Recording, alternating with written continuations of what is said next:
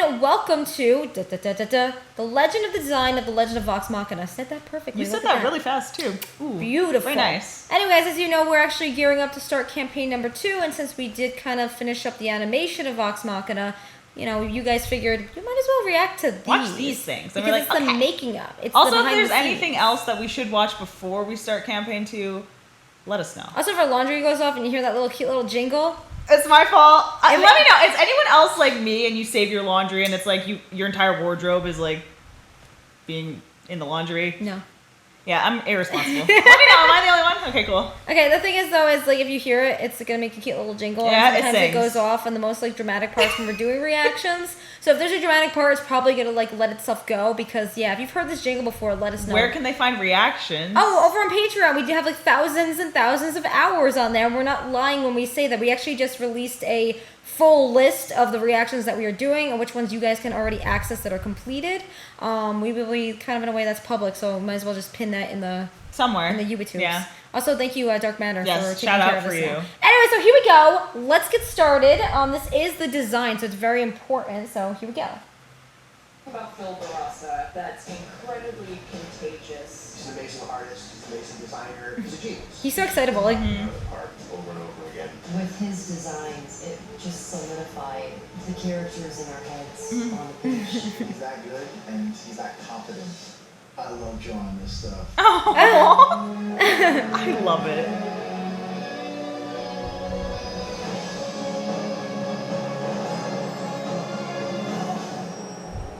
We at Critical Role have been blessed with having our characters drawn by amateur and professional artists Aww. for years. I've seen hundreds of amazing. versions of Wow. Scanlan short hauls. There's been such a See, this is why I like them. They're I showing know. like fan artists too. Barassa was going to be our official character designer for the Legend of Vox Machina. It was like a great weight had been taken off my shoulders. Aw. I'm a huge fan of Phil Barassa. I have been for many, many years. All of his work on the DC films, I saw his style and I connected with it in such an acute way. He has such a fantastic eye. I met Travis before I knew about Critical Role. He's so chill. He's in a Batman movie. I did all the character design for him. Nice. I didn't talk to him after that for. He's literally so chill. He's like, yeah. We ran into each other. My wife and I were taking an early flight out of LAX to go to JFK for New York Comic Con in 2018. Oh, nice. As the fates would have it, when Laura and I sat down, I hear this Travis Oh. across the aisle. This Phil Barassa. Oh my god, that's so funny. Wow. And just in that moment, lightning bolt to the head, I was like, we got this animated series. That's how fate is. See how that works? Especially because he's a fan I of know. it too. Just something clicked for He's so chill. I know. Yeah. Just shy of 20 years now doing this. Oh, and wow. I spent the last 11 consecutive years doing superheroes. If I'm known for anything, it's for the work that I did on the DC superheroes at Warner Bros. Animation. Oh. But fantasy is my first love. Phil is so amazing, and he's worked on a lot of the superhero stuff that Travis and I have done in the past, and his designs are phenomenal. So the fact that he came on board. And they're like, I like how they're literally so excited. For me. I mean, the excitement was hard to contain. So many of us were fans of his work. That is literally fate. Like that does not happen. I know. Huge Batman, girl, love, all of that. I knew Phil's work before I knew that it was Phil's work. I've seen his animation before, and his character designs are gorgeous. His design work is immaculate. His creativity is brilliant. When I heard that Phil was going to be on the project, Matt just rightly putting like, the yes. adjective. Phil is pretty much a legend in the animation industry out here, and the idea that he would be coming on to the project with us, Yeah. I think I even believed it at first. Aw. my reaction to Phil Barassa was like, no. Everyone's like, oh my god, we love him. There was something about the project that spoke to me on a deeper personal level that I was willing to take the chance on working with a completely new creative team. See how that is? Like, it was that feeling of fate that just brought them together. Like something relatively new and fresh, even though the lore was clearly well defined. Oh my god, that's so cool. We gotta watch this. Yeah. There's so much to explore on a visual. Wow. I'll have to see the comics too. Creating a design, it comes from the written word or a comic book or even just the writer's script.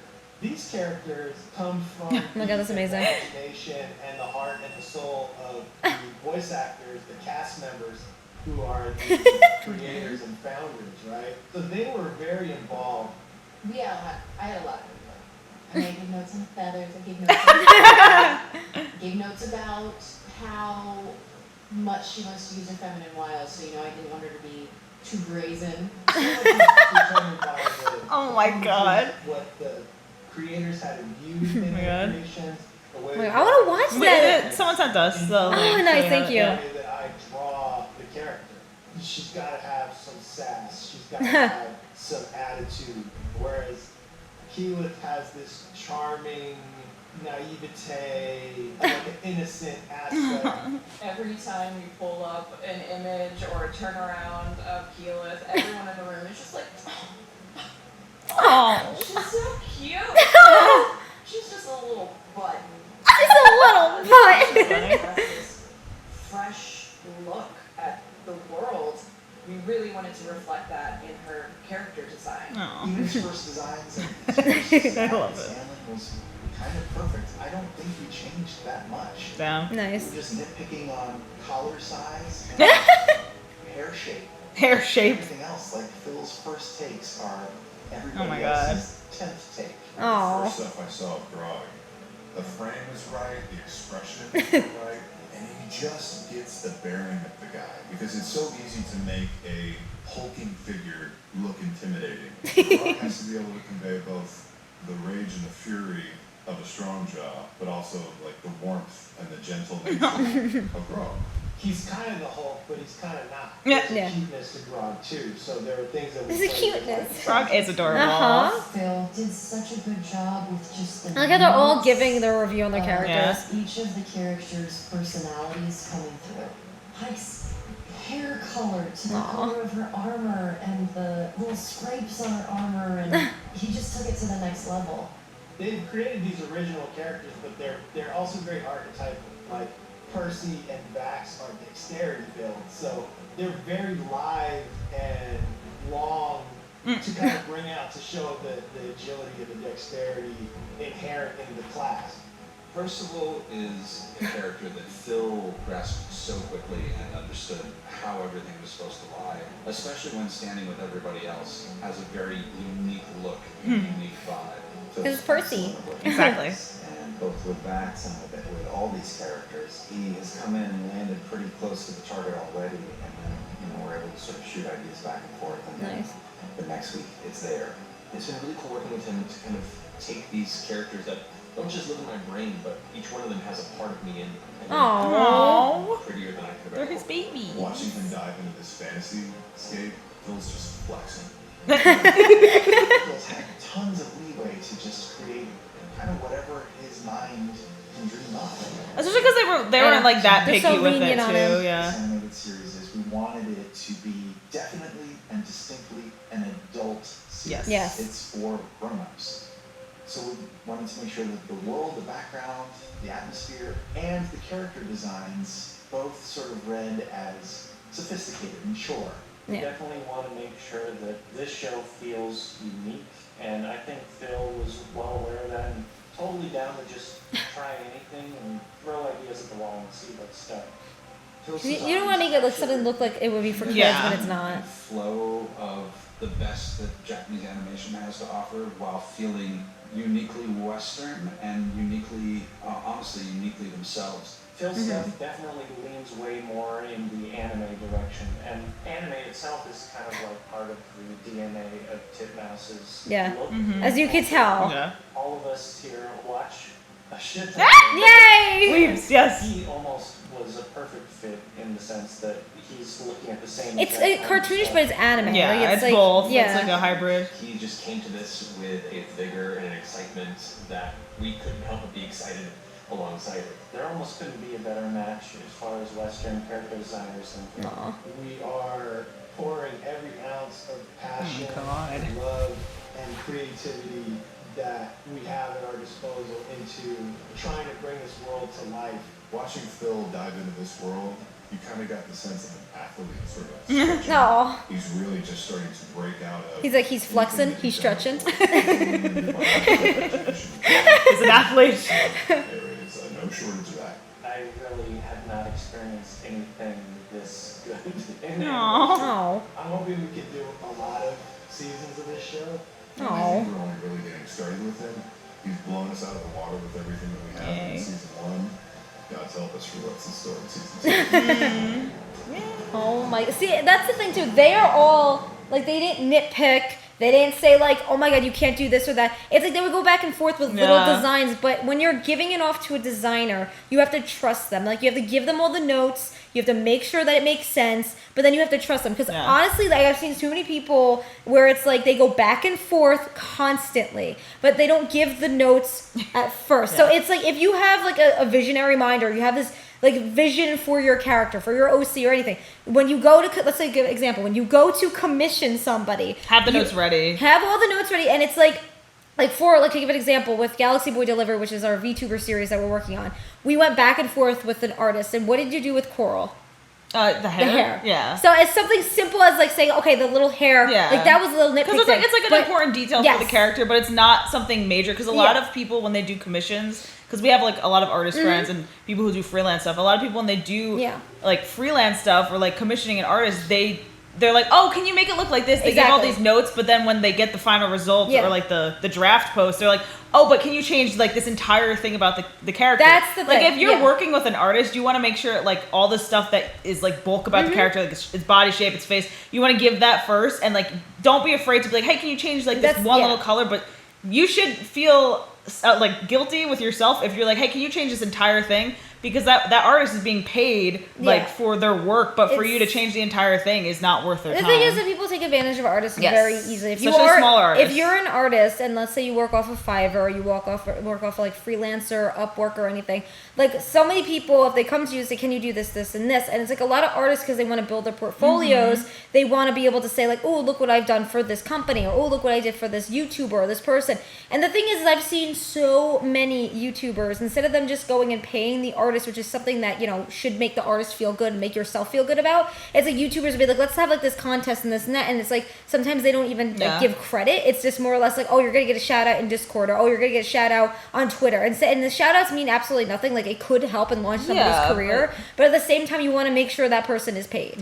So it's like what they are doing here, that was absolutely amazing how that fate intertwined. That is crazy. Like, here's the thing, we have many stories where fate has come into our lives and has intertwined us to meet like the right people at the right time in the right place. It's the best time is when you least expect it. Like, like a plane. That's the thing. When you are sitting in a plane and you sit next to somebody that you know but didn't really know, and it's like you kind of in a way catch up with each other when you need a lead character design, like and that character design that you are a fan of and or have worked with before for a voice, like that's fate. It's God's like playing his part here and just saying like, hey, you know, sit next to each other, and it kind of worked out that way. And I appreciate that they're making stuff like this, because like a lot of times like when you're watching media, you don't really think about the artists or the writers, and they're like touching on everybody, because like usually what you see is like the end credits, which most people skip, with the lead artist and all that stuff. So I'm so glad that they're actually like showing us who they are and giving their personality on screen, even if it's just 10 minutes. They used to do that. They used to do it a lot, like in like 90s films or like anything. They would actually like go and say like, oh, let's credit this person. They would have it at the end for of animation. they would have it at the end of like the movie where it was like interviews with them. And and the thing is too is like if you get like, I don't know, like DVDs or Blu-ray or something, you always had like an exclusive interview with the author or this and that. I know this is gonna, again, I always talk about it all the time, but with the Twilight Saga, what they did was they kind of had like behind the scenes, and then they got interviewed with like Stephanie Meyer, and Stephanie Meyer was like pinpointing like, oh, this is what they did with the book, and she was kind of I think she was one of the executive producers on the movie. So, and then she went from there, and then she actually like runs her own like studio now, like helping other books be developed into movies. And it's like amazing to see that they got an author involved, because a lot of the times when you are producing a film that's based on a book, We have seen it far too many times when it comes to anime, how much of a failure things have been. Let's not even mention Dragon Ball Evolution because I will throw up. But the thing is, like, so many... I know. The thing is when it comes to how people develop it and they don't get the actual creator involved, it is usually a flunk. Yeah. And it's kind of, in a way, upsetting, not even just for the creator, but for the fans who then go and pay their money to go and see something. Or they... one thing that people do, like, what I like what they did is, like, the biggest project on Kickstarter was this. Yeah. And it's like they kind of, in a way, were very, very, like, honest about what people are going to get, especially with their stretch goals, because they actually, like, beat out all their stretch goals and everything else. Like, this, they were very honest. Like, a lot of people, when they do Kickstarter, they're going to be like, oh, we're going to do this, this, and this. And it's like you see a trailer. Yeah. And then the actual project comes out. The beauty of a project is you want to show people behind the scenes. You want to show people what they can expect of you and your project. Because here's the thing. So many people make so many bad business decisions when it comes to first starting a project like this or a business in general. You want to know what they do? They keep everything to themselves. I'm going to be honest with you. I used to be that person with YouTube. I used to literally be like, oh, I'm going to keep all my camera secrets and this and that. And now I'm just like, hey, if you need help, let me know. Like that's the thing is, the beauty of when you get older and then the beauty of when you see the mistakes that you've made over the years is how you have grown from those mistakes. But what they were doing is very honest, humble work. And it's like seeing that so many Kickstarter projects, and we've seen a lot. We've interviewed a lot of people from Kickstarter, and they've had stories. And it's like you see the competitors and why some people like stand out from the competition is because they're honest. They're honest about who they are, what people are going to get. And it's all automatically right there in front of some people. Yeah, like, and like a 10-minute video shows the personality of each person. Like everyone on this team who worked on it has a different personality, but they all have like the passion for the project, and that's what matters. And this also shows like who you might not be thinking about when you're watching the show, giving them the credit that they deserve, and as well showing the fans of exactly how the show started. The thing is, bottom line is people want to know who you personality. are. And it's like, you know, it's like one thing is if you're behind a character and this and that, that's one thing. But the thing is, at the end of the day, people want to know who the creators behind something is, just like with this. And they're not even just the creators, they are the characters themselves. It's like you don't want to just go in saying like, oh, I'm going to go and support Travis. Like, no, you want to go in and support Grog. You know? Like, you want to be able to support these people who are so humble and kind to be able to do something like this. It is, you know what it is too? It's the most humbling thing within humanity when people fess up to their mistakes and say, I was wrong. Or when people say, like, oh, I made wrong business decisions. And, you know, with them, too, they're very honest. Like, oh, we've made this or that. And it's like, it's humbling because as creators yourselves, you might be watching this and just being like, you know what? I can make mistakes too, and that's fine, but just don't make the same mistake again. And what they did was they probably were struggling with trying to find a lead artist. They were probably struggling for certain things, and they're honest and they didn't settle. They didn't settle. They kept going for it. You know, they never knew that it was probably going to explode. That was fake. That's crazy. It's fate. Like, what are the chances? That is fake. And the universe played its part because it knew that this was such a humbling experience. And, you know, anyone out there that might be like, you know, I hate the word haters for this project and say, oh, they only got it because this and this and this. It's like, no. You have to see the bottom line of what they did. It was the business side of it, but it was also the human humbleness behind it. Like, here's the thing.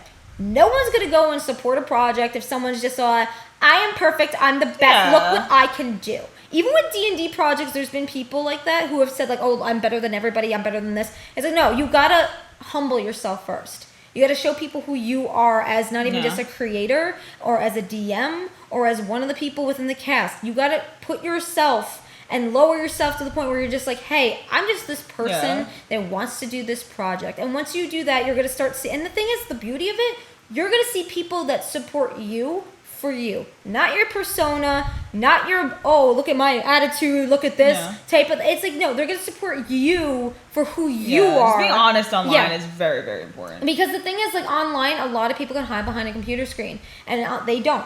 You know, all this stuff, a lot of this stuff is like, unless they're doing a live event and you're there watching it, all this stuff is accessible online. And it's like, what they do is they shine their personalities. You see who they are as human beings. Outside of like a show and outside of like a campaign, you see them as human beings. Even with like the lead designer. So chill. And it's like he said, I've been doing this for like 20 years, you know? And you can tell how passionate about it he is. And that's the type of people that in life people should aspire to be. Don't aspire to be someone that's all like, oh, I'm glam and this and that, look at me, what I could do. It's like, because here's the thing, it's like, at the end of the day, who's going to remember someone like that rather than this? Right. And like, you don't this is a memorable project. And you don't want to work with people who bring you down, because I've heard a lot of stories where like creators work with another creator and it's like, oh, this is wrong, you shouldn't do this, and like they're kind of like very negative about the project. You can tell everyone here is so positive about the project. So if you're in like a situation where like you're working with someone who's very negative about your passion project and telling you not to do it, don't listen to them. Find a group of people like this to work with, and then just go with that, because at the end of the day, when everyone has the same passion, the project's going to explode, and everyone else viewing it will see it. You don't want to feed off of somebody. Like, you want to feed off the not the negative, the positive. You want to feed off the positive energies that this project is telling you to do. And it's like, but you don't want to feed off and be a mock copy of Vox Machina or of Critical Role. You want to find inspiration and then hone your craft, build something original, and slowly and surely you will find people that support you and your project. Because honestly, like with our patrons, they have constantly reached out to us saying, are you okay? And this, they're worried about our well-being, and we thank you guys. Thank you guys. We are okay. Because, you know, when it comes down to it, we've heard stories from people and other creators where they have worked with people that have been negative and toxic, and they're like, even if they give, like, in a way, like, I've seen so many creators, like, bring people in and kind of say, like, you have an amazing talent, and it's like these people then take advantage of that creator, and then the creator is in blame for everything that person has done. We've and it's had like, that happen to us we've too. had that happen to us, and we've had that happen to, like, even, like, with other people when it comes to, like, the people we've interviewed. And it's sad because, you know, with us, we have backbone so we can handle it, but, like, when it comes to seeing other creators go through it and they tell this story where they end up almost crying about it, we're just like, oh my god. So just at the end of the day, find share people, your stories. Honestly, find people who have the same passion and a positive mindset to work with, because it doesn't it's not going to help the project if you don't. No. And the thing is to be realistic about it. They are very realistic about it. They show that the artistic project of this and how you go about it is not like, it's hard. It's not easy, and they're not lying about it. They're saying it's hard. It was hard to pick people. They probably, because, you know, when you're a perfectionist, you want to make sure the project is getting love, and that's the thing here. Is that was what they wanted. They wanted to make sure it was giving love, and more than anything else. So just know that nothing, in a way, things can happen. I mean, like, you know, things happen for reasons all the time, and sometimes these things randomly happen here and there, but just know that patience is key to everything. If a project you're working on now, if a comic, if a novel, if something else isn't working right now for you, doesn't mean it won't. Give it time, because you know what that means. You may think you've done everything, but I gotta be truthful for you. You haven't, because the thing is, there are resources and people you could talk to. Like, if let's say you're doing a children's book or something, join SCBWI. It's a Society of Children's Book of Writers and Illustrators. Join that, go to conferences and see that maybe you haven't learned everything yet. And then even if you've like honed your craft enough and you've learned everything like that, go talk to other agents, submit your work to agents, you know? Find team members. If you're like an online, like, independent, like, animation studio, like people who worked on like Hasman Hotel and this and that, like, go and get inspired by people, even like this, go get inspired and then work with like-minded people. Because you know what? There are how many people in the world? There are bound people to like your work and like you for who you are. So just do it. Like, again, if you need any advice when it comes to writing, specifically writing, because everything else we can't really give advice on, but specifically writing and how you publish, get agents and editors, or go to like conferences, let us know. Yeah, go join our Discord. Let us know, because we're here, and it's like, don't ever feel like obligated, like, oh, I can't do this, I can't reach out. We're here to help. Please reach out. We like talking. We like to help people, and again, like we said before, like, it may not be right away, but at the end of the day, we will get back to you. Absolutely. Because we want to help people, and you know, so many people in the writing field make so many different mistakes, and it's just, that's why with them, they're always with the Critical Role. You see how supportive they are, fan artists. They showed everything on screen right then and there. So, it's amazing. But anyway, friends, we hope you had an amazing day. You stay weird, stay wonderful, stay awesome. Till next video, just fangirl, fan person every single day. Bye.